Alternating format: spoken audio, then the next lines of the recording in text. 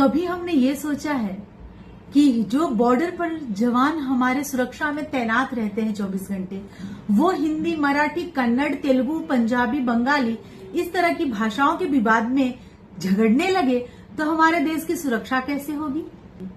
जब वो इतनी एकता के साथ हमारी सुरक्षा में दिन रात लगे रहते हैं, हमारे भलाई के लिए हमेशा सोचते हैं, तो हमें क्या हो रहा है? हिंदी, मराठी, बंगाली, पंजाबी, क्या यही करने के लिए हमारे देश में हम प्रचलित है?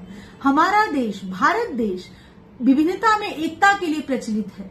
यहाँ पे कोई भाषावाद नहीं है, यहाँ पे कोई परप्रांति नहीं है, या कोई एक राज्य की बात नहीं है। यह एक अखंड भारत है। हम वतन है, हिंदुस्तान हमारा हमारा सारे जहां से अच्छा, हिंदुस्तान हमारा। भाषा तोड़ने का नहीं, जोड़ने का काम करती है। यदि भाषा नहीं होगी तो हम एक दूसरे को अपने मन की बात कैसे कह पाएंगे? हमारे द्वारा सोचे गए विचारों को शब्दों में कैसे? है प्रीत जहां की रीत सदा,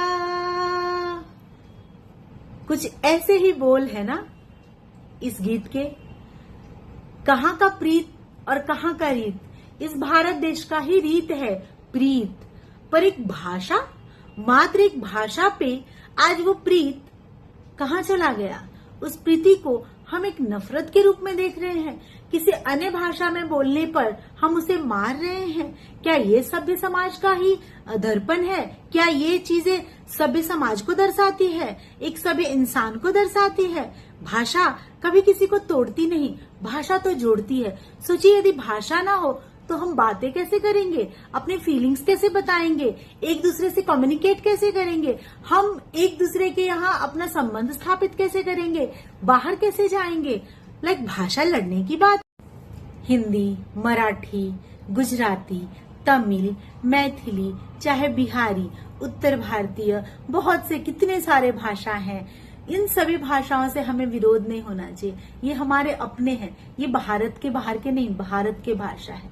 सोचिए, इतनी छोटी सी बातों पे हम अपने देश के अंदर ही लड़ेंगे तो बाहर वालों से हम क्या लड़ पाएंगे? जिस तरह हम सभी की माएं हमारे लिए बहुत प्रिय, अतिशय प्रिय है, उसी तरह हमारा भाषा हमारे लिए अतिशय प्रिय होना चाहिए। उसी के साथ जो व्यक्ति अपनी माँ का सम्मान करता है, वो सदैव दूसरे की भी माँ को अपनी माँ की छवि मानकर उसे प्रणाम करता है और उसका सम्मान करता है। जो व्यक्ति अपनी माँ का अपमान करता है, वही दूसरे की माता को अपमान कर सकता है। अर्थात जो अपनी माँ को सम्मानित करेगा या सम्मान करेगा, वो कभी भी किसी और की माँ को अपमानित कर ही नहीं सकता। यही नियम लागू होता है हमारे भाषा के लिए। राधे राधे।